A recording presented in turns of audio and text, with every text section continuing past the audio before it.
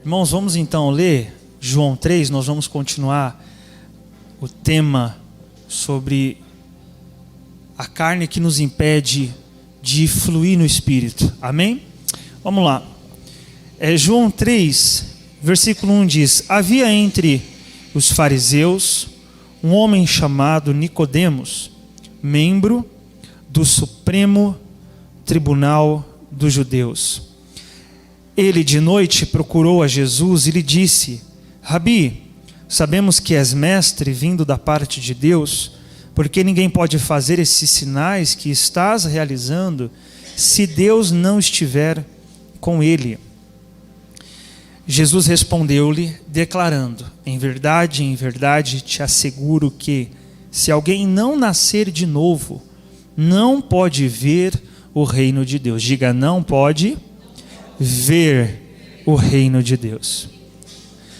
Continuando, Nicodemos questionou: como pode um homem nascer sendo velho?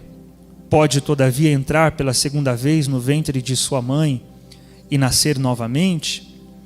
Arrazoou Jesus: em verdade te asseguro, quem não nascer da água e do Espírito, diga, não pode entrar no reino de Deus.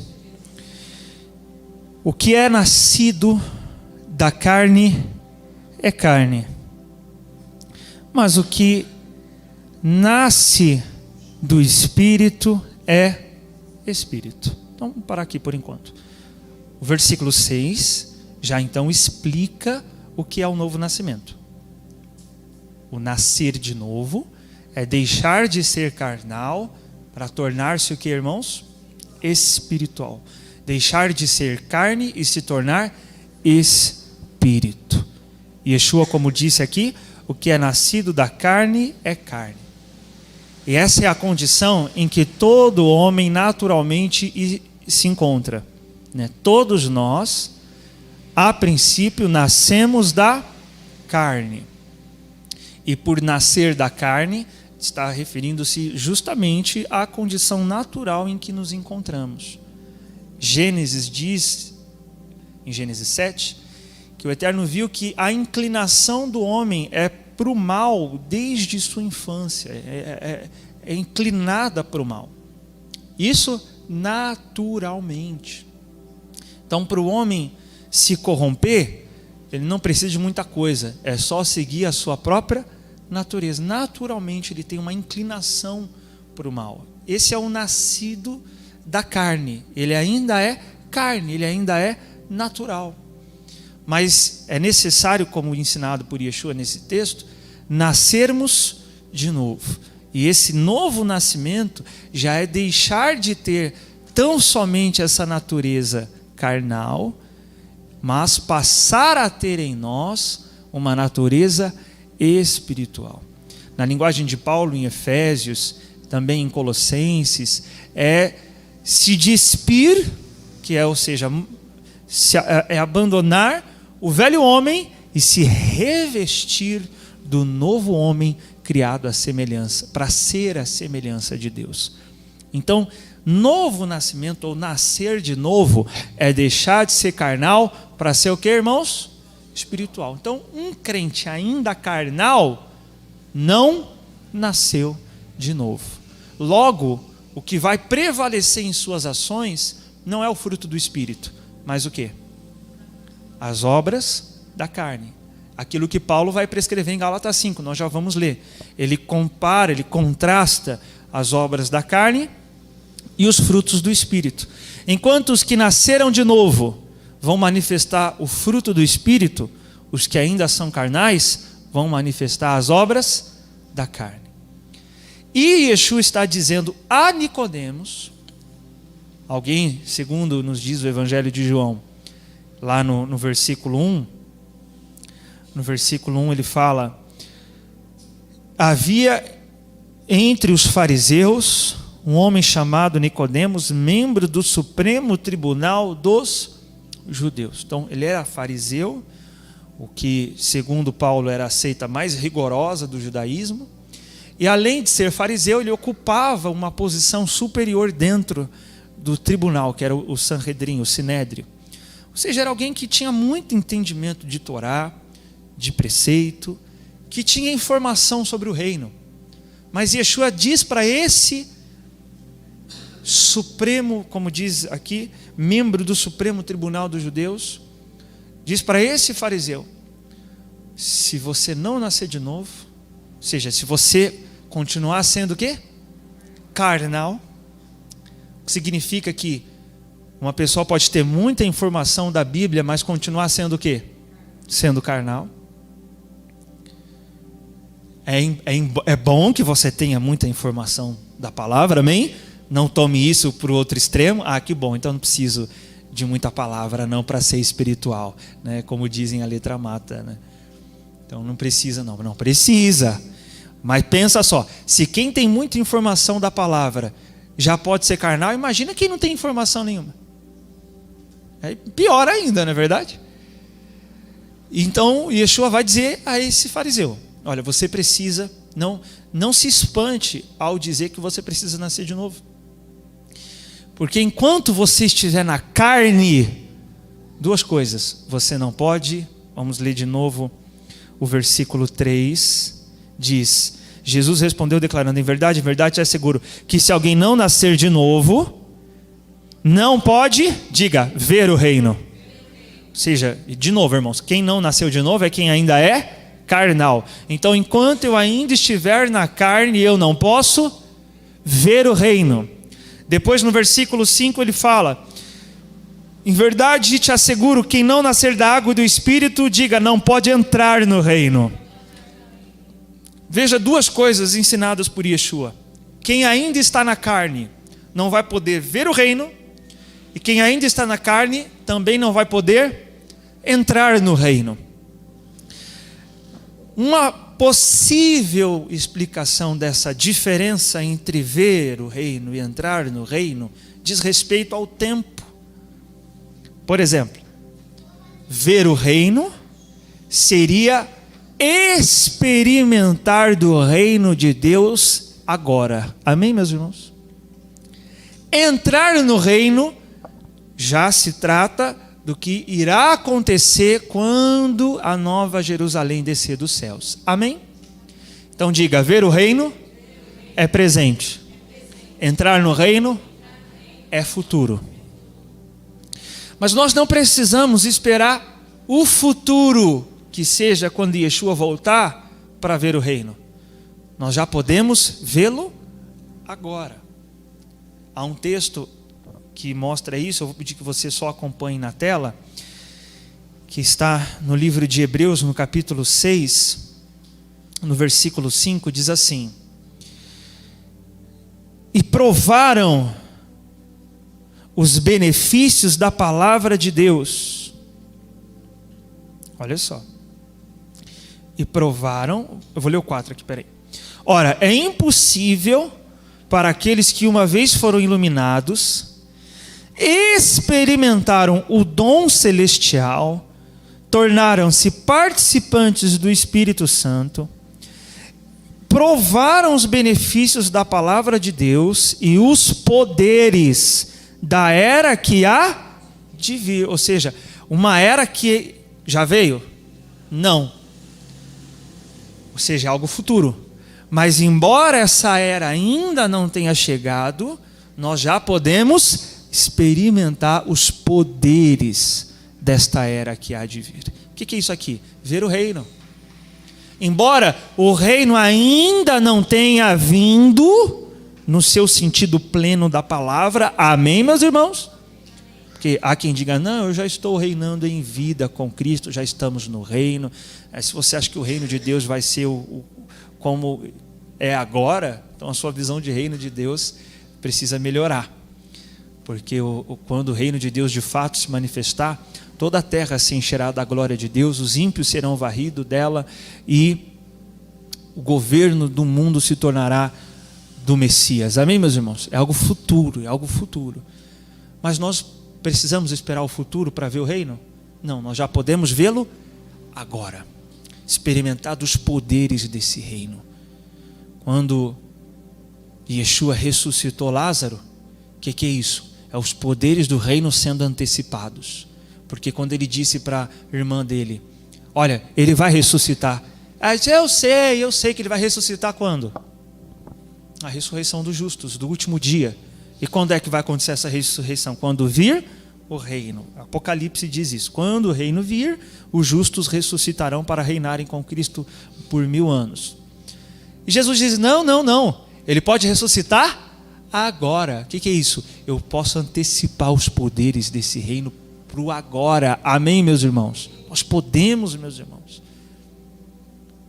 Os poderes desse reino.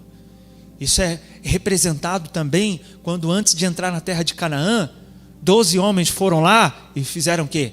Espiaram, viram como que era o fruto daquela terra. Irmãos, embora a gente ainda não, o reino ainda não tenha chegado, embora a gente ainda não esteja na Nova Jerusalém, a gente já pode espiar ela, amém? A gente já pode experimentar, ver os poderes desse reino, e você precisa crer nisso. Porque se você não crer nisso, você vai ser um crente ordinário. O que é o ordinário? É normal, comum. Você crê no reino, mas você só está esperando para o futuro, igual a irmã de Lázaro. Eu sei, mas só lá não, agora ele pode ressuscitar. Você pode ver o reino hoje, no presente. Diga amém. Amém. E o que não deixa? A carne não deixa. A carne impede. A carne nos impede de ver esse reino se manifestando, meus irmãos. Mais uma vez, a carne impedindo o acesso. Além da carne nos impedir de ver o reino se manifestando agora, a carne também nos impede do quê? Como diz aí agora no versículo 5. Quem não nasce... eu saí já do texto. Aí em João 3,5, o que fala? Não poderão o quê? Entrar no reino. Ou seja, eu não vou ver o reino agora. É aquele crente que, porque ainda é carnal, ele não consegue nem experimentar dos poderes do reino agora, mas está esperando para o futuro. Não, no futuro eu vou pelo menos entrar. Aí quando chega o reino, nem entrar no reino ele vai poder. E a causa disso tudo, dessa frustração que é a maior que alguém pode passar, é a carne. Sobre entrar no reino, há um texto que eu vou pedir que você acompanhe comigo na tela, de Apocalipse, capítulo 21, descreve essa vinda do reino. Olha só. Então vi novo céu e nova terra, pois o primeiro céu e a primeira terra haviam passado. O mar já não existia mais. Vi também a cidade santa, a nova Jerusalém, que o que, irmãos? Descia dos céus, da parte de Deus, adornada como uma linda noiva para o seu esposo amado. O que é a Jerusalém, a nova Jerusalém descendo dos céus? É o reino de Deus vindo sobre a terra. O cumprimento de Mateus 6. Venha o seu reino. A oração não é que eu vá para o reino. A oração é venha o seu reino. Se cumprirá aqui a nova Jerusalém descendo do céu. Mas olha só, meus irmãos. Quando a nova Jerusalém já estiver aqui, diz que nela jamais o quê? Entrará, isso aqui é futuro, entrará qualquer coisa impura, tampouco alguém que pratique ações vergonhosas ou mentirosas. Mas unicamente aqueles cujos nomes estão gravados no livro da vida do Cordeiro. Ou seja, não vão poder o quê? Entrar na nova Jerusalém. Então quem está na carne é muito frustrante, né? Porque não pode nem ver o reino agora e não vai poder nem entrar no reino quando ele já estiver aqui, quando a nova Jerusalém do céu descer. Mas eu não sei você, eu quero ver o reino e eu quero entrar nele, amém, meus irmãos? Eu quero experimentar dos poderes da era que há de vir agora. Eu quero ver o reino de Deus se manifestando na minha casa. Eu quero ver o reino de Deus se expressando através da minha vida. Eu quero ver o reino de Deus se manifestando agora. Mas sobretudo, eu quero entrar no reino, porque é algo ainda muito maior, né? Porque o que vemos do reino hoje é só uma sombra, é só um pouco. Como os espias, eles viram a terra, mas não entraram. Então eu não quero só ver, eu quero também o que, irmãos? Entrar. E se nós desejamos isso, nós temos que deixar de ser carnais. Quem não nascer de novo não pode ver e não pode entrar no reino. É bem claro, é bem direto. Não pode entrar no reino. Vai para Gálatas 5. Gálatas capítulo 5, a partir do versículo 19.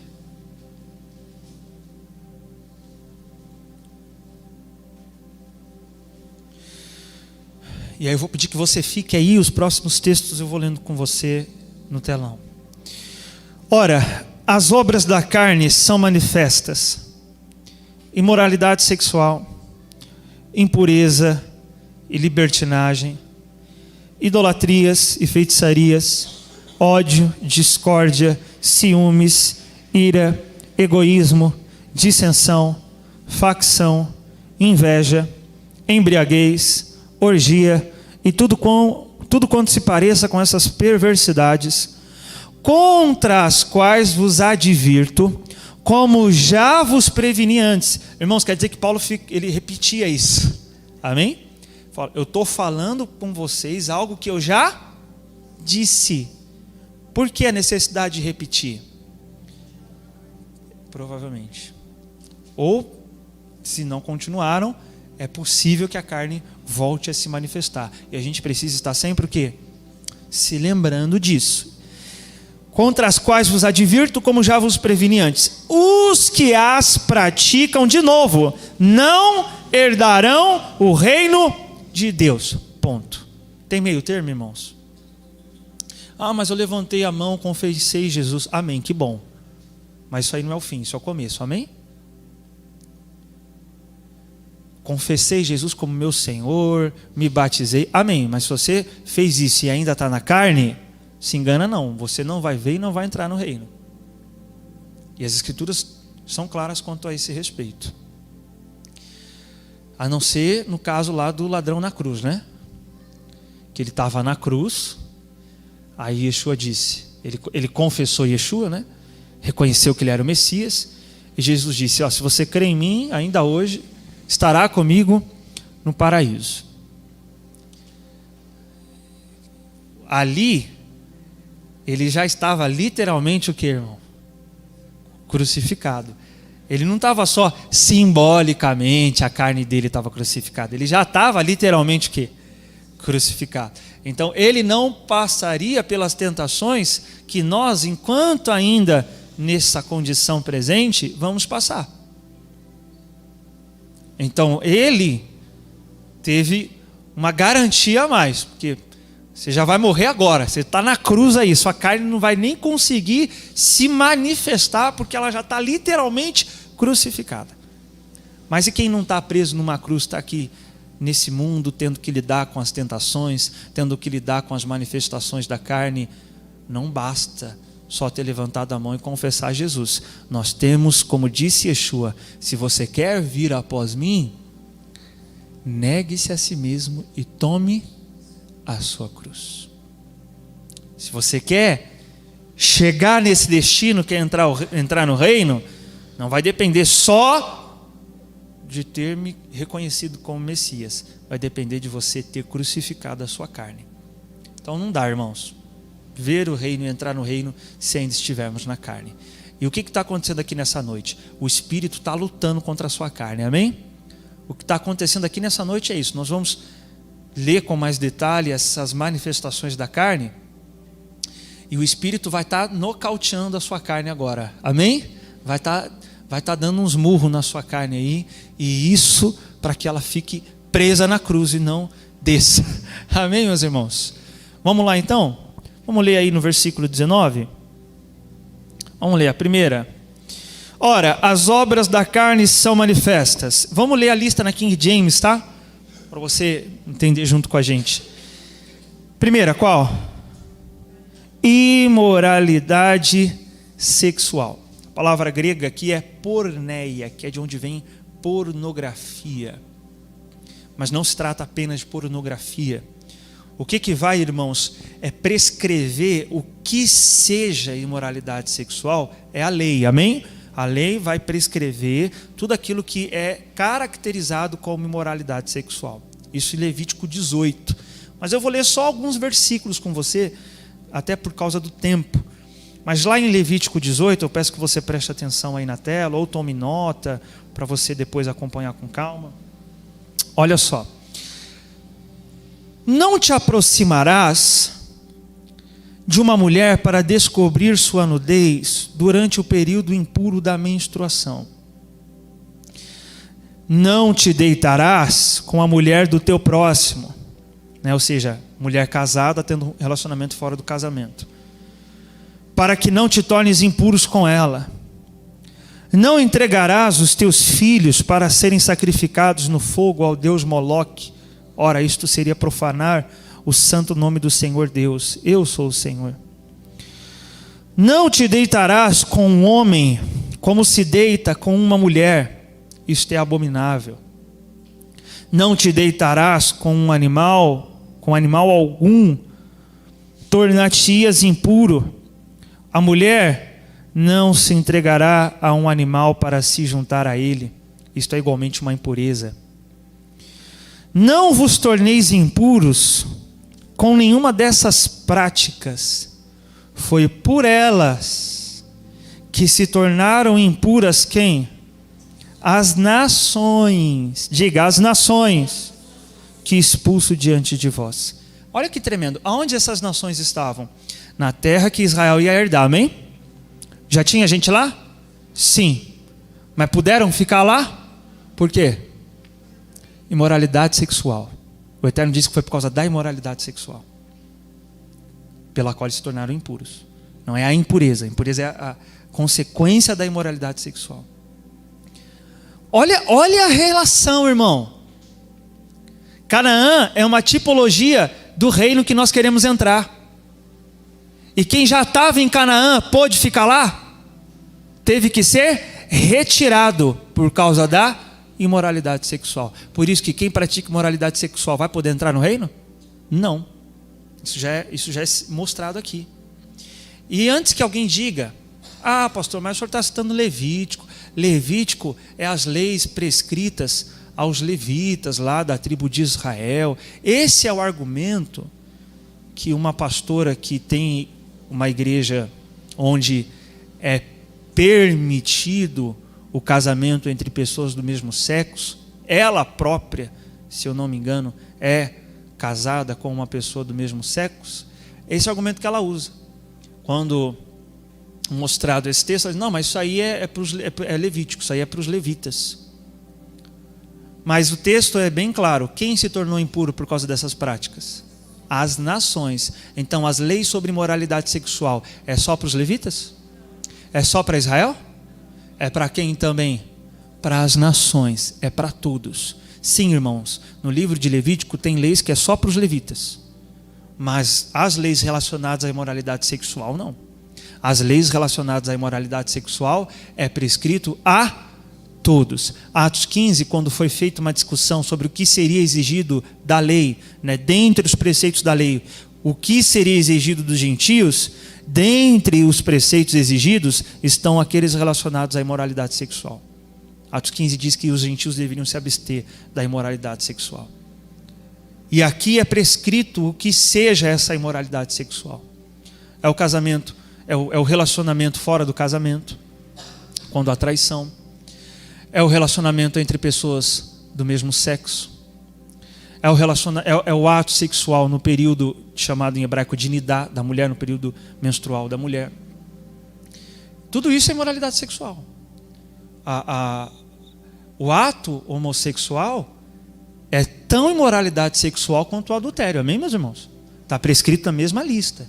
E eu estou enfatizando isso porque muitas vezes a igreja ela se escandaliza muito com o homossexualismo, mas tolera adultério.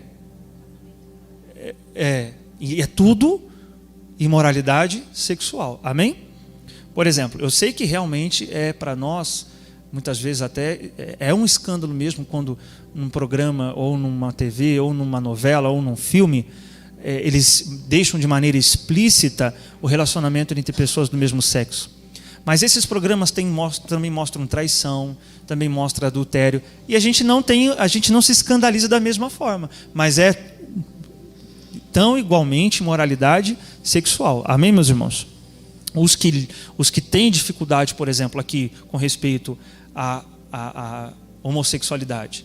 O Eterno diz, os que praticam, não se deitarás. Tem mulher que tem que lutar contra isso, tem homem que tem que lutar contra isso. Como também pessoas que têm que lutar para não pular a cerca do seu casamento e ter relacionamento fora do casamento. Tudo isso é imoralidade sexual, pela qual diz o texto, que nós nos tornamos o quê? Impuros. Amém? Aqui quando é dito sobre a impureza, depois vai ser mostrado também lá em Gálatas. Porque depois da imoralidade sexual, você que está aí na King James, é o quê? O que vem? Você que está na King James. Por isso que eu pedi para você ficar em Gálatas, gente, para você me ajudar. O que é? Não, depois de imoralidade sexual. Depois de imoralidade sexual. Impureza. Imoralidade sexual. Depois o quê? Impureza. O que é essa impureza? É a consequência da imoralidade sexual. Amém? Então a pessoa que comete atos de imoralidade sexual, ela se torna o que, irmãos? Impura. Isso a impurifica. A Torá está enfatizando que as nações se tornaram impuras. E aqui não é relacionado à impureza cerimonial, não, porque não tinha templo. As nações tinham templo lá em Canaã? Não tinha templo. Elas ficaram impuras, sei lá, espiritualmente, que seja. Eu sei que afeta a pessoa. Por isso que tem que tomar muito cuidado com pecados de imoralidade sexual. Pastor, eu já cometi atos de imoralidade sexual, estou impuro? E Yeshua purifica. Amém, meus irmãos? Quando um homem chegou diante dele leproso, ele estava impuro, porque ele disse, Senhor, se quiseres, pode purificar-me. Ele não disse, se quiseres, pode me curar. Porque a lepra lá em Jerusalém, nos dias do templo, era uma impureza espiritual. E o que Yeshua fez? O tornou puro. Amém? Então Yeshua pode purificar. Mas você que está em Yeshua, você que agora está reconciliado, não caia de novo em atos de imoralidade sexual. Pastor, como é que eu crucifico a carne com respeito a atos de imoralidade sexual? Vou me enfiar dentro de uma caverna, não vou ter relação sexual nenhuma, vou virar um celibatário. Paulo diz que se você puder fazer isso, faça. Mas não é um mandamento. A Torá, irmãos, não vai proibir a relação sexual. Ela vai regular a relação sexual ao casal. Amém? Ao casamento. Vamos ler juntos isso? Aqui na tela, em 1 Coríntios, no capítulo 7.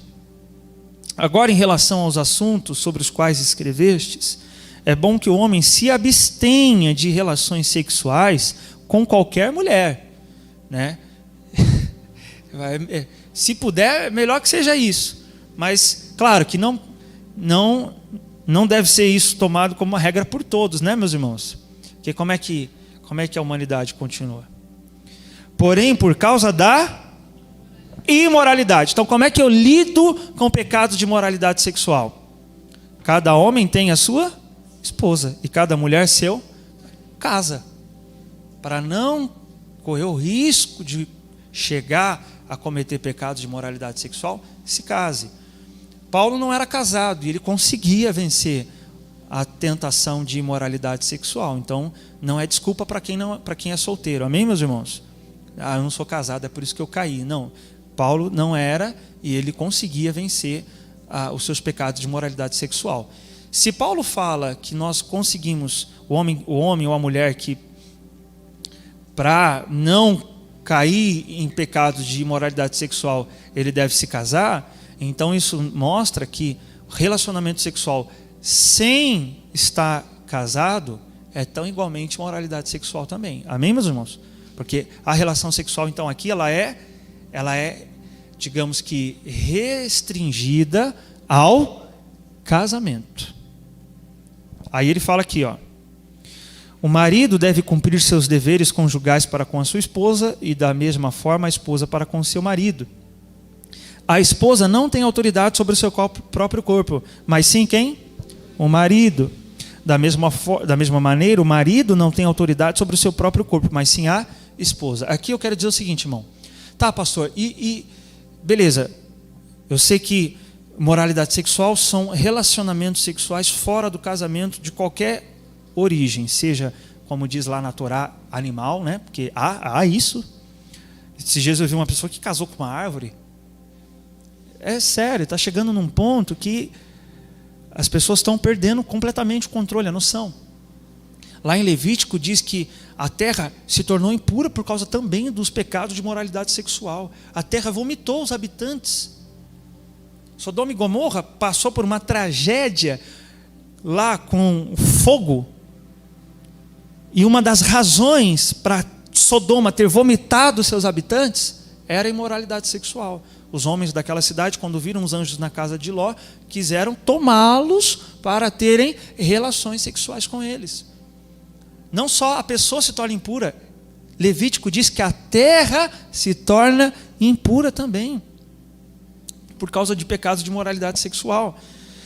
Então, para não cair no pecado de moralidade sexual, case. Pastor, tá bom. E para quem está casado? O que pode e o que não pode? Irmão, quem tem autoridade para dizer a você, mulher, é teu marido. E que tem autoridade para dizer a você, marido, é a tua mulher. Amém? Quem tem autoridade sobre a esposa? O marido. Quem tem autoridade sobre o marido? A esposa. Amém, meus irmãos? Não vem perguntar para o pastor, pastor, o que eu posso na minha relação sexual? Pergunta para o teu marido, para a tua esposa. Quem tem autoridade entre a relação e a vida conjugal dos dois? É o casal. A regra é que haja concordância. Amém? Ele vai falar aqui, ó. Portanto, não vos negueis uns aos outros, exceto o que? Por mútuo. A regra é só essa, tem que haver concordância entre as duas partes. E apenas durante algum tempo, a fim de vos consagrardes à oração. Logo em seguida, uni-vos novamente, para que Satanás não vos tente por causa da vossa falta de controle. Lembra que nós falamos? Satanás entra onde a carne é mais forte, não é verdade? Lá em Judas, a carne dele era mais forte no quê? Ganância, dinheiro. Não vou falar dinheiro porque senão pode parecer que o dinheiro é errado, é pecado. Não, é ganância. Então Satanás, quando entrou em Judas, levou ele a trair Jesus por ganância. Se a carne de algumas pessoas é mais forte no que diz respeito à imoralidade sexual, Paulo diz, Satanás vai tentar nisso. Então, tenha uma vida conjugal satisfeita para que Satanás não tenha vantagem sobre você. E aí ele diz, entretanto, prego isso como concessão e não como... Paulo reconhece, eu não tenho autoridade para dizer o que pode ou não entre vocês, entre o casal. Ele diz, é entre o casal, tem que haver consentimento. Porquanto gostaria que todos os homens estivessem na mesma condição em que eu vivo. Contudo, cada ser humano tem seu próprio dom da parte de Deus, um determinado modo, outro de forma diferente. Digo, no entanto, aos solteiros e às viúvas, pega essa chave aí, né? Receba, melhor seria se permanecesse como eu. Porém, se não vos é possível controlar-se, que se casem. Em nenhum momento ele fala para ter relação fora do casamento. Como esses dias uma pessoa falou assim, não, eu vou para a zona porque eu não consigo me controlar, não sou casado, é só para aliviar, tá? É pecado, tem que casar, irmão. Amém? Porque é melhor casar do que viver queimando de paixão. Então os pecados de moralidade sexual são tratados no casamento. E os que não são casados, Paulo fala, não se afobe, fique tranquilo e serve a Deus, dedique-se ao sagrado. Mas, se não for possível, então o Eterno sabe disso e Ele vai preparar alguém para você. Amém, meus irmãos? Deus sabe das nossas limitações e não nos permitirá sermos tentados mais do que podemos suportar. Então, se uma pessoa não suporta não ficar casada, o Eterno não vai permitir que ela fique nessa condição porque sabe que ela não suporta. Então Ele vai abençoar você em nome de Jesus. E aí o próximo, como eu já falei, é a impureza, né? Que a impureza seria tornar-se impuro por causa dos atos de imoralidade sexual. O terceiro qual é? Lá em Gálatas. Fala aí para mim, gente. Libertinagem. Deixa eu voltar lá, porque aí vai demorar aqui para ir para outro texto. É 19 ainda, né? Então vamos lá. As obras da carne são manifesta imoralidade sexual, impureza e libertinagem. Algumas traduções vai colocar lascívia. O grego, irmãos, a palavra grega, ela significa sensualidade exagerada. O que seja isso? Ainda tratando-se de questões relacionadas à vida sexual, inclusive. A sensualidade exagerada se manifesta muitas vezes na vestimenta. Tanto da parte do homem como da parte da mulher, que não tem modéstia no seu vestir, porque a intenção é justamente atrair com a intenção de pecar mesmo. Então, seja a mulher que quase não usa roupa, ou seja o homem que põe foto no Facebook bombado de tatuagem sem camiseta. Isso é sensualidade exagerada. É o que, irmãos? Isso é o que, irmãos? Isso é libertinagem, mas é uma obra da carne. Isso é carne. Como é que eu crucifico a carne nesse aspecto? A mulher pôr numa burca, ficando só com o olho assim para fora, assim? Não, irmão. Não, irmão. Decência.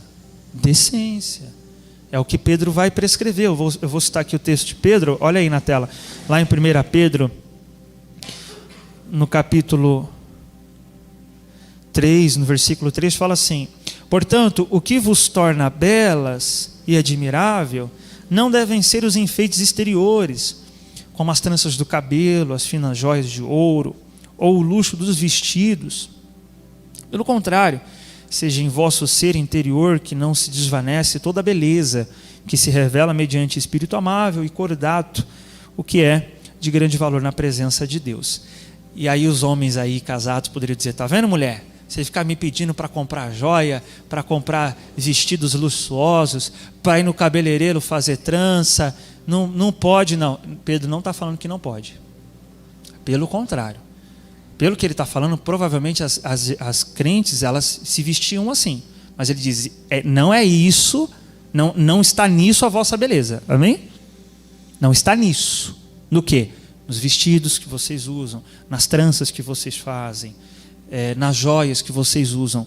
Não é errado a mulher se enfeitar, se embelezar.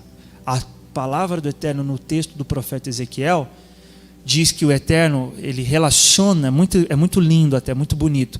Deus, ele compara Israel a uma donzela com quem ele vai se casar.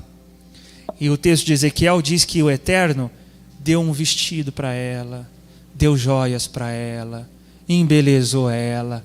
O Eterno cuidou da beleza da sua esposa, que é Israel.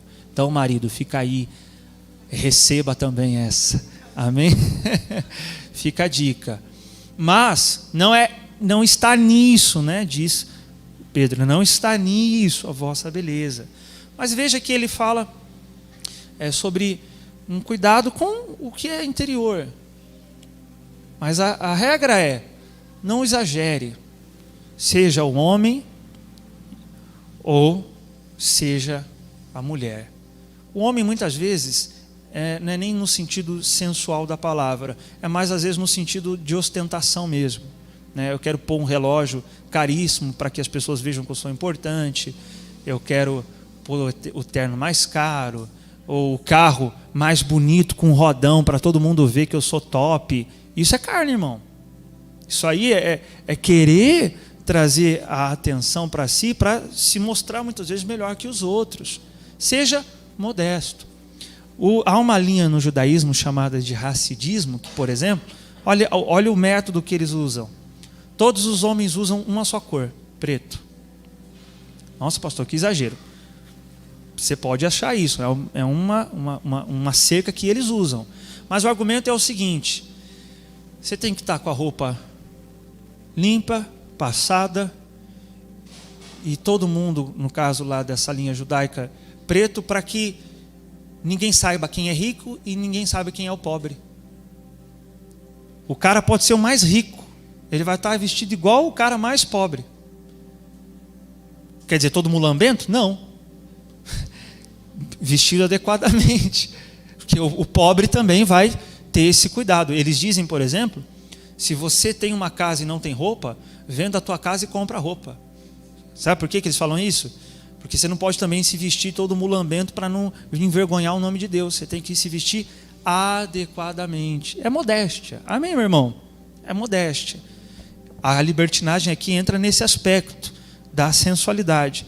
Quarta manifestação aí da carne, voltando lá em Gálatas 5, agora no versículo 20. O que fala aí agora no versículo 20? Idolatria. A última do 19 foi libertinagem. Depois, idolatria. Irmãos, idolatria é uma obra da carne. Pastor, o que é idolatria? Nós sabemos, né, de uma forma bem direta, idolatria seria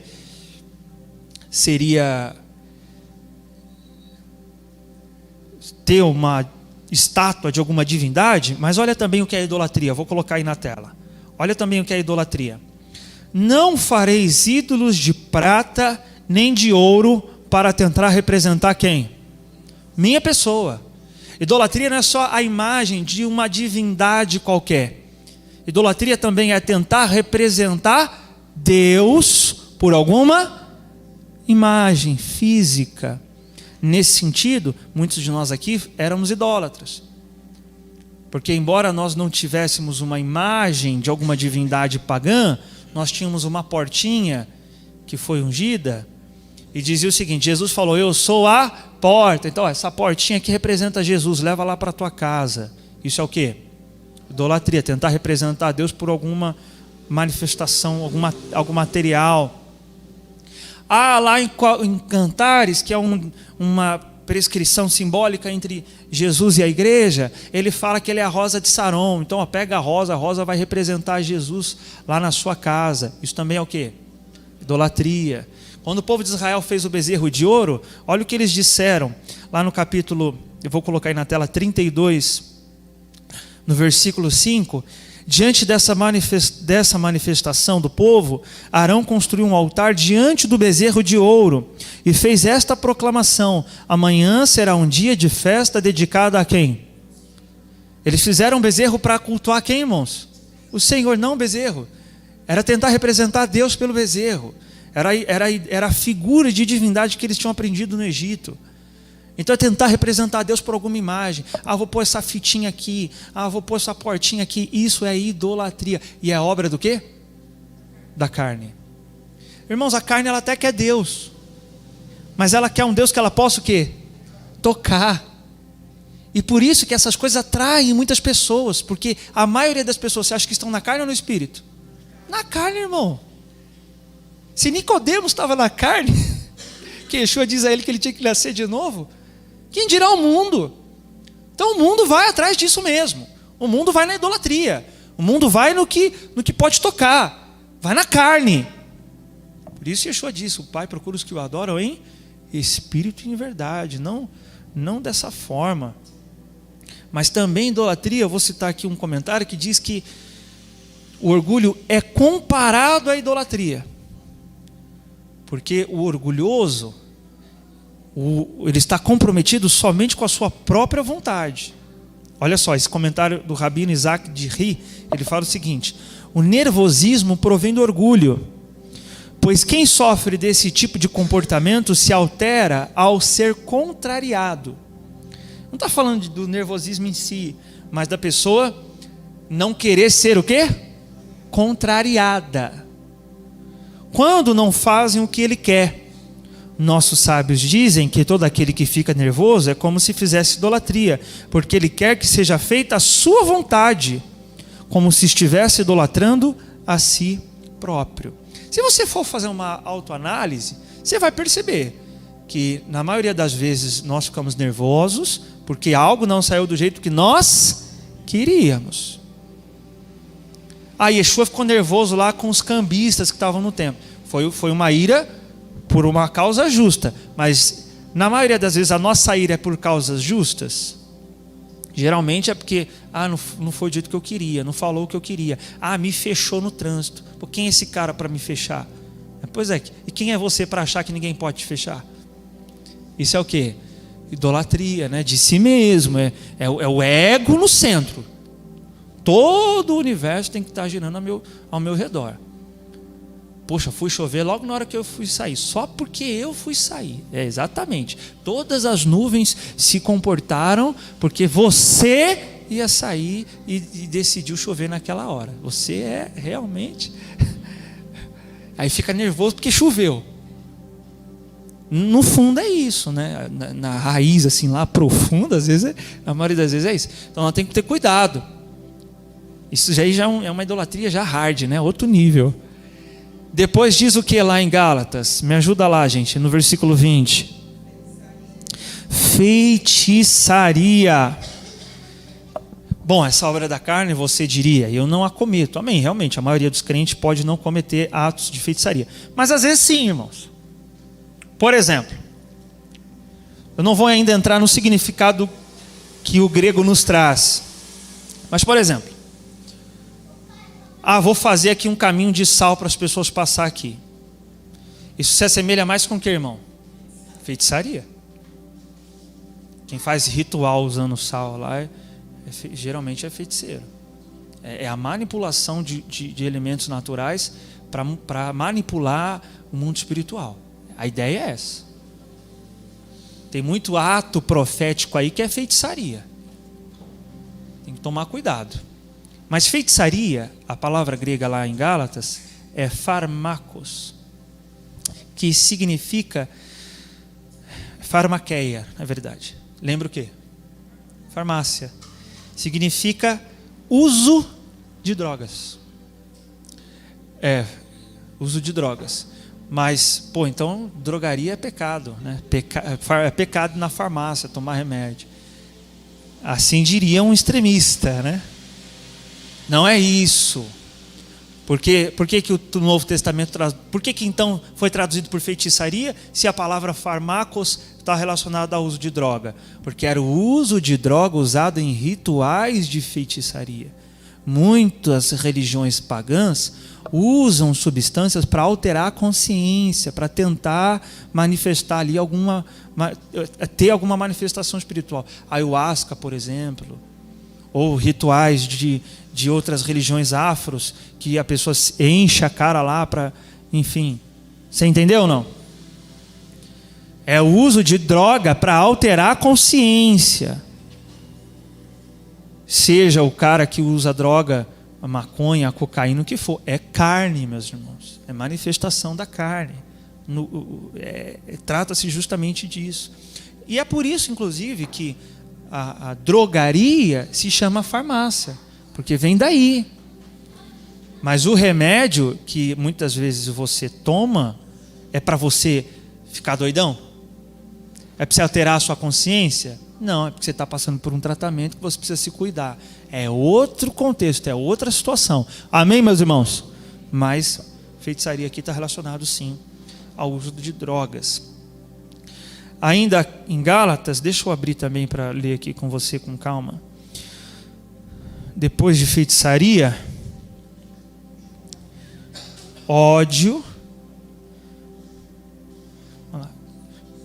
e discórdia. Vamos falar dos dois juntos. Ódio e discórdia. A palavra ódio, irmãos, em algumas traduções vai estar inimizade. No grego é justamente isso, inimizade. O que é a inimizade? É a pessoa que ela está sempre agindo para tentar prejudicar alguém. Enquanto disse Yeshua que o amigo é aquele que dá a vida pelo seu amigo, o inimigo, aquela pessoa que ela vive em inimizade, ela está sempre querendo prejudicar alguém. Aonde entra isso? O que entra aqui? A lashon hará, a má língua. Porque muitas vezes o que causa inimizade? A falar mal, difamar alguém. Por isso que é inimizade, ódio, que também significa inimizade no grego, e discórdia, que é a divisão. Então, a discórdia é a divisão causada pela inimizade. Então, por exemplo, fiz lashon hará de alguém para você. Eu criei entre essa pessoa e você uma divisão, uma discórdia. Talvez não ainda uma inimizade. Eu posso estar em inimizade com aquela pessoa, por isso que eu falei mal dela. Mas eu crio discórdia. Então, igreja que tem muita fofoca, a igreja está o quê, irmãos? Está na carne. Aí quer ver o reino, quer herdar o reino, quer manifestar o reino. Não vai, nós já falamos aqui. A pessoa que também está no mesmo caminho que o seu de servir Yeshua, estará no mesmo reino que você vai estar eternamente. Você pode estar em discórdia com essa pessoa? Não faz sentido. Então a igreja que tem fofoca está na carne. Nós temos que crucificar isso, amém, meu irmão? Como é que eu crucifico isso? Quando for fazer Lashon Hara, a língua, ela está fechada por trás de 2 guardas, os dentes e os lábios. É Deus já comunicando a você. Ela pode causar inimizade e discórdia. Há outras formas de inimizade que se manifestam, mas a mais comum é a Lashon Hara. Isso é carne. E isso também, então, nos impede o quê? De ver e entrar no reino. Isso é terrível, porque às vezes a pessoa não é idólatra, às vezes a pessoa não comete moralidade sexual, às vezes a pessoa ela não vive em libertinagem, mas comete Lashon Hara, vive em inimizade, vive em discórdia com os irmãos. Vai ficar fora do reino tanto quanto o feiticeiro vai ficar, tanto quanto aquele que praticou imoralidade sexual vai ficar. Por isso a seriedade do que Paulo está falando aqui. Depois de ódio e discórdia é o quê? Ciúmes. Eita Deus, é carne. Mas veja, irmãos, aqui requer discernimento, amém? Você está aí? Sua carne está sendo esmurrada hoje, glória a Deus por isso. O espírito está lutando aí contra a carne. Veja, aqui requer discernimento, porque a Bíblia diz que o Eterno tem ciúmes de nós. Eu zelo por vós com ciúmes, tenho ciúmes de vós. Então ciúmes, ele pode ser algo tanto bom quanto ruim. O termo grego é zelo, que significa a princípio zelo, cuidado. Então o cara, por exemplo, que não está nem aí para a esposa, para onde ela vai, onde anda, às vezes pode ser mais uma falta do quê? De zelo. O extremo disso seria o quê? Aí já é um dos significados também de zelo, da palavra grega, que é, olha só, zelo do interesse, defender e perseguir. Aí já começa a ir para o extremo. Aí já persegue, já é a sensação de posse. Quando o Eterno diz que tem ciúmes de nós, é que Ele tem zelo por nós. É que Ele se interessa por nós. Mas os ciúmes do qual Paulo fala ser uma manifestação da carne, é o zelo que se manifesta em perseguir, em possuir. Justamente se manifesta nisso, na ideia de possessão mesmo da pessoa. Significa também rivalidade, invejosa. Então aí já é o extremo. Isso é carne. Também impede de ver e entrar no reino. Depois de ciúmes, ira. Ira também é uma manifestação da carne. Lá em Efésios, no capítulo 4, versículo 26, Paulo fala isso aqui, ó. Estremecei de ira. Olha só, a ira faz a pessoa chegar ao quê, irmãos? Tremer, né? Realmente, né? A ideia aqui é um fervor, é um pegar fogo, é um comportamento explosivo. Não é um descontentamento, não é uma raiva passageira, é explosão. É carne que está ali se manifestando. Paulo diz o seguinte: estremecei de ira, mas não pequeis. O que é isso? Na hora da ira, ela pode dar lugar ao quê? A carne.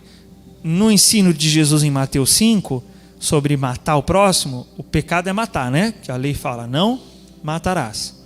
Só que ele fala assim, olha, quem se irá com o seu próximo será sujeito ao juízo.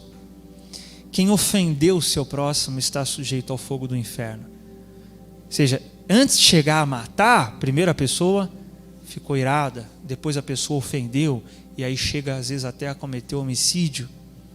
Então a ira em si não é o pecado, mas ela pode dar lugar ao pecado. Como é que eu não peco quando estou irado? Ele fala o quê? Como é que eu não peco na ira? Acalmai a vossa raiva. Respira. Acalma. Não vai resolver situação com a tua esposa nesse ato de explosão.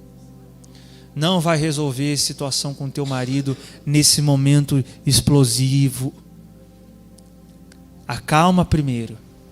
Não, pastor, eu tenho que resolver na hora, porque depois que a raiva passa, não tem mais gosto. Pois é, não tem gosto para a tua carne, porque a tua carne quer ver o negócio pegar fogo mesmo. É carne. Acalmai-vos. Se você viu que a tua esposa ainda está explosiva, espera. Vai passear com o cachorro. Vai pescar, né, Sidney?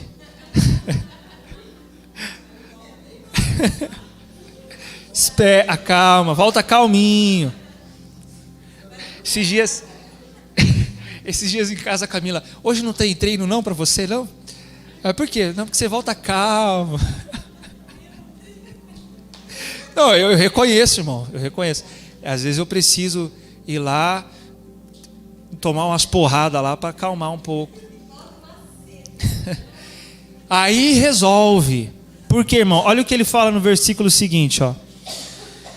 Não deis lugar. Quem vai querer aparecer ali na hora da explosão? O próprio Satanás. Você, pai, não vai corrigir teu filho na hora que está explosivo. Se você for corrigir às vezes com a vara, que é prescrito pela palavra, não vai na hora da explosão.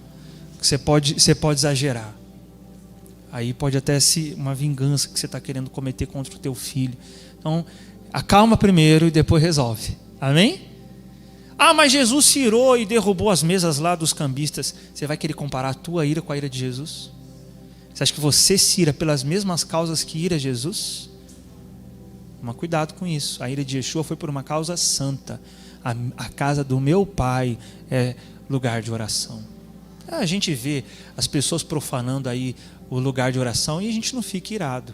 A nossa ira muitas vezes é por causas injustas ou não tão necessárias assim. Às vezes até justas, mas não tão corretas.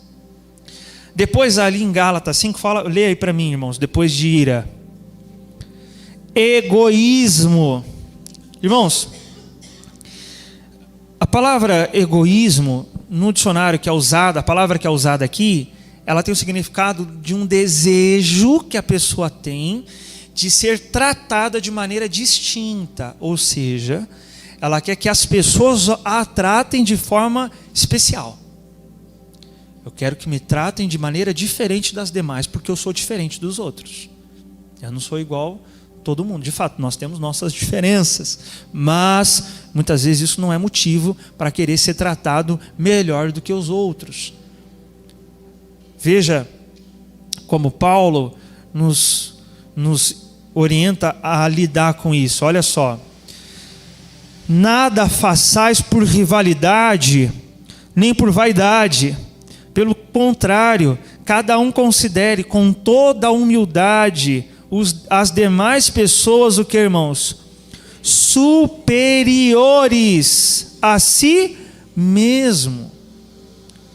Veja, ao invés de eu pensar que eu devo ser tratado de maneira diferente dos demais, de maneira mais especial, eu devo tratar o meu próximo de uma maneira melhor. Amém? Ou seja, é dar mais do que querer receber. Amém, meus irmãos? Isso acontece muitas vezes, né, na igreja. Quem mais é tentado a isso é quem às vezes tem uma posição na igreja de pastor, de obreiro, de bispo, seja qual for a posição, que muitas vezes no ser da igreja a pessoa ocupa, ela acha que isso é motivo para ser colocada numa posição em que todo mundo tem que bater reverência a essa pessoa. Mas qual a receita bíblica? Todo mundo aqui é superior um ao outro. Ou seja, eu tenho que estar preocupado em honrar o meu próximo, mais do que simplesmente querer ser honrado. Amém? Eu lembro você aqui de uma historinha que eu já contei, onde 2 rabinos estavam indo visitar uma cidade e foi feita uma festa para receber esses rabinos. Eles estavam na carruagem caminhando até a cidade. Um rabino pensou a respeito do outro: essa festa aí deve ser para ele, que ele é um cara assim muito top, meu. Eu vou descer, vou dar um jeito aqui de descer antes e vou me juntar à multidão para receber esse meu amigo. E aí desceu. E o outro pensou a mesma coisa: essa festa aí deve ser para ele, porque ele é um cara tão top que eu vou descer e vou me juntar à multidão para recebê-lo. Quando a carruagem para, abre a porta, não tinha ninguém lá. Os 2 já estavam no meio da multidão.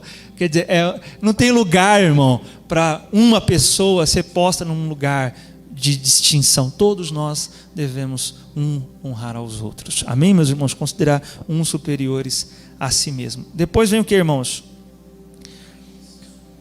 Dissensão e facção. Dissensão é falta de concordância. Amém? Com respeito à igreja, é uma obra da carne. Não quando você não concorda com alguma coisa, porque é normal nós não concordarmos em tudo. Amém? Haverão coisas que você não vai concordar. Mas também não é estranho você não concordar com nada, né? A pessoa que discorda de tudo, ela vive em discordância. Ah, não vou para a igreja porque eu não concordo com isso. Tá, então vai para uma igreja que você aceita, que você concorda. Ah, fui lá, não, também não concordo com aquilo. Ah, fui, não, também. Quer dizer, o problema não é a igreja, é a pessoa que não consegue ter o quê? Concordância. Ou às vezes, a pessoa que... E por isso que é dissensão e facção. Porque a facção é o seguinte: a pessoa não concorda com uma igreja, por exemplo, e aí ela sai ou cria uma divisão dentro da igreja, porque não concordou com alguma coisa. Irmãos, ou é o caso da pessoa que não concorda com lugar nenhum, com ninguém, isso é carne, é estranho isso. Ou é a pessoa que até está na igreja e uma coisinha, às vezes irrelevante, que ela não concorda, ela já quer sair e fazer facção. E, irmãos, tem razões justas que sim, não dá para aguentar e você não pode concordar. Tem questões principalmente doutrinárias com respeito à palavra, que se a palavra for contrariada, muitas vezes tem que ser realmente discordado. Mas tem questões que não são motivo para causar facção. E tem gente que por uma coisinha de nada já quer fazer divisão na igreja. Ou seja, a pessoa que discorda por uma coisinha, ou a pessoa que discorda por tudo. As duas questões é dissensão e facção, porque cria divisão. Paulo fala que a igreja de Corinto era carnal por causa disso. Lê comigo aí na tela, 1 Coríntios 3, a partir do versículo 1, fala assim, ó: irmãos, eu vou lá para o 3, que fala assim, ó: porque ainda sois carnais, visto que campeia entre vós todo tipo de inveja e discórdias. Por acaso não estáis sendo carnais, vivendo de acordo com os padrões exclusivamente humanos? Pois, quando alguém alega, eu sou de Paulo, e outro, eu sou de Apolo, não estás agindo absolutamente segundo os padrões dos homens? Ou seja, a igreja de Corinto era carnal porque não havia o que nela? Concordância. Veja, repito, Paulo vai dizer, olha só: quem é portanto Apolo? Quem é Paulo? Servos por intermédio dos quais viestes a crer, e isto conforme o ministério que o Senhor concedeu a cada um. Eu plantei e Apolo regou. Ou seja, havia diferença entre Paulo e Apolo? Sim. Quer dizer então que haviam coisas que talvez que alguns cristãos não concordavam com Apolo, mas era motivo para criar divisão na igreja? Não, então aqui está falando de coisas que a pessoa não concorda, mas não são motivos suficientes para causar divisão.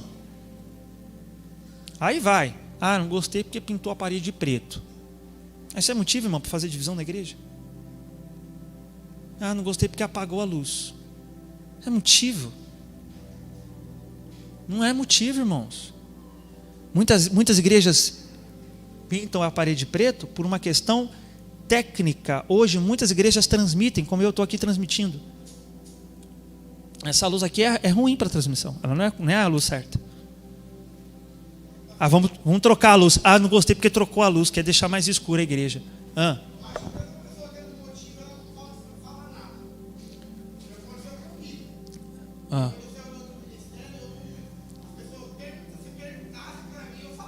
Sim.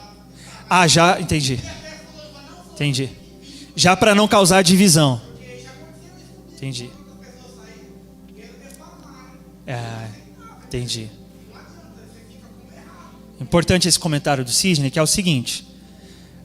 Aí é ainda mais carnal. A pessoa não concordou com uma coisa e ela usa isso para sair falando para todo mundo, causando divisão. Isso é dissensão e facção. Não concordei? Mas para aquela igreja aquilo é permitido. Então, irmão, se é uma questão que realmente não pode ser aceitável, sai fora. Mas não fica lá causando divisão, não. Entendeu ou não? Estou na igreja lá que, sei lá, por exemplo, o pastor tem tatuagem, ou, sei lá, como essa é outra questão, que seja qual for a questão. Aí não sai, mas fica lá dentro causando divisão. Sai. Não fica causando divisão. Nós viemos de um ministério onde nós lidamos com questões que não concordávamos mais. A gente vai ficar lá causando divisão? Vai ficar lá fazendo só contenda? Não, vamos sair já para não causar divisão. É a pessoa que fica na igreja causando divisão. Está entendendo, irmão? Agora tem questões, irmãos, que não é suficiente para a pessoa discordar e querer também sair da igreja. Há questões e questões. Depois é o quê? Fala aí para mim, Gálatas. Inveja. Irmãos, a inveja é tão séria. Jesus foi vendido, Jesus foi julgado, Jesus foi traído pela liderança religiosa de sua época por causa de inveja. Não sou eu que diz isso. Mateus capítulo 27, no versículo 18, diz o seguinte: isso porque tinha conhecimento de que o haviam entregado por inveja. Por que a liderança religiosa não reconheceu de fato esse Jesus aí é o Messias? Ele é o Messias? Não, eu achei que o Messias seria eu. Não, o povo vai seguir ele, o povo vai sair aqui dessa nossa sinagoga. A inveja é a tristeza pela alegria do outro. É a tristeza pelo sucesso do outro. É a pessoa que não suporta ver alguém se dando bem. Às vezes ela até diz: a pessoa conquistou e eu não. Ela não celebra. Ela fica com raiva. E às vezes persegue, como perseguiu Jesus. Às vezes tenta prejudicar, como prejudicou Jesus, por causa de não aceitar ver a outra pessoa, às vezes, se dando melhor do que ela. Essa é a questão do invejoso. O invejoso, ele até pode ver você bem, mas ele não aceita ver você melhor que ele.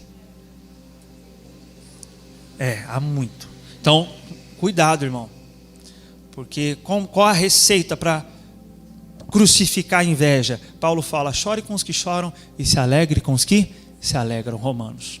É mais fácil chorar com os que choram, porque a gente se compadece da dor, né? Tadinho, que dó, tá sofrendo. Mas bater palma quando alguém tem uma conquista é mais difícil. Ficar feliz quando eu estou aqui no maior perrengue, a pessoa lá conquistando, se dando bem, vencendo. E é isso que o invejoso, por isso que o invejoso não fica feliz, porque ele compara. O outro tem e eu não. Por quê? Por que Deus? Leva para Deus ainda essa questão. A inveja está se manifestando ali. Então, inveja é obra da carne, e quem está nela não entrará e não verá o reino de Deus. Para terminar, as duas últimas, quais são? Embriaguez e orgia. Irmão, tem tradução que coloca bebedice e glutonaria. A ideia aqui, tanto da embriaguez quanto da orgia, tanto da embriaguez quanto da glutonaria, é o exagero no que bebe e no que come. Amém, irmãos? Não, mas crente come. Essa é a fama dos crentes. Não é uma fama que deveríamos ter, sabia? Porque é o exagero, é a glutonaria. O glutão é o que ele não come para satisfazer, ele come pelos olhos, né? E não essa eu não tinha escutado ainda. Não come para viver, come para morrer. Irmãos, houve uma questão lá no deserto, que o povo falou assim: maná, eu estou cansado de maná. Sabe por quê? Porque o maná só era dado no limite do que você precisava. Não era para comer mais do que precisava, não. Já acabou o maná. Se pegasse mais, como aconteceu os espertinhos lá que quis pegar mais, estragou. A tradição judaica chega a dizer, irmão, isso porque há um trocadilho no hebraico, não vou ter tempo de explicar, que o maná tinha um gosto do que você queria. Só não tinha um gosto das coisas do Egito, por isso que eles tiveram vontade de comer as coisas do Egito. Então a pessoa pensou lá, um McLanche lá, com batata frita. Eu repito, irmão, e a tradição judaica explica isso por causa do hebraico, lá tem uma explicação, não vou ter tempo aqui. Depois você pesquisa isso aí, você vai descobrir. Aí imagina, o cara tá lá, acabou o maná. Aí as pessoas começaram a ficar com raiva. Sabe o que Deus falou? Vocês querem carne? Tá bom, toma carne. Foi cordonize. Eles comeram até sair carne pelo nariz. O que causou? Morte, eles morreram. Comeu não para viver, comeu para morrer. O Sidney falou. Ali foi qual o pecado? Glutonaria, irmão. Tem gente que ficou no deserto por causa da gula. E Paulo está falando que quem é assim não entrará onde? No reino. Olha só que interessante.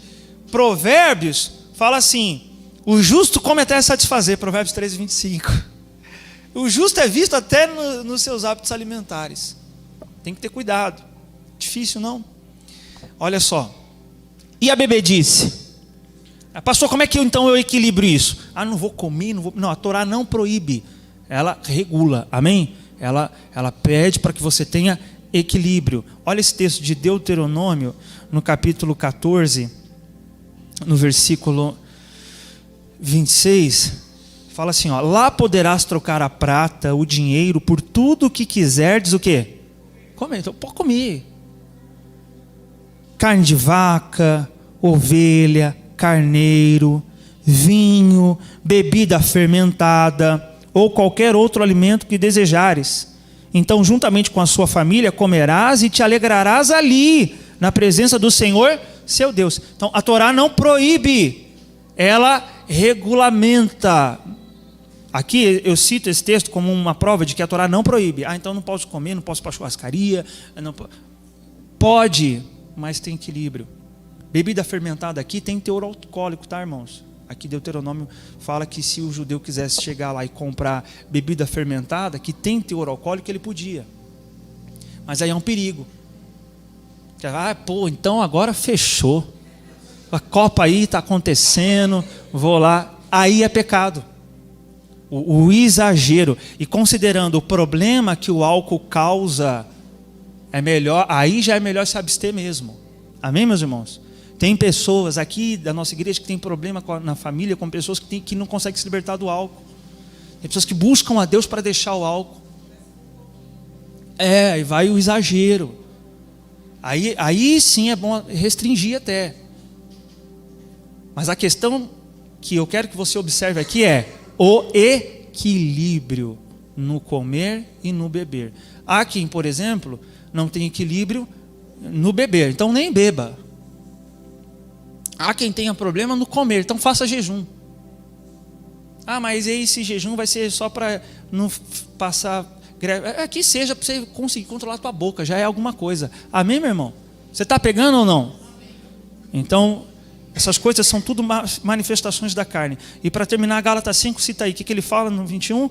Os que as praticam, diga, praticam, não herdarão o reino de Deus. A questão aqui, irmão, não é os que eventualmente caem em alguma dessas práticas. Mas os que os que vivem na obra da carne. Amém, meus irmãos? Então, os que vivem nisso não herdarão o reino de Deus. Vamos terminar Gálatas 5, então, para a gente orar. Deixa eu colocar aqui. Eu quero ir direto aqui depois do fruto do Espírito. Vai para o 24. Diz assim: os que pertencem a Cristo Jesus crucificaram a carne com suas paixões e os seus desejos. Se vivemos pelo Espírito, andemos de igual modo sob a direção do Espírito. Diga amém. Amém, meus irmãos? Então é viver no Espírito para não cair nessas obras da carne. Fique de pé no seu lugar. Vamos orar ao Senhor.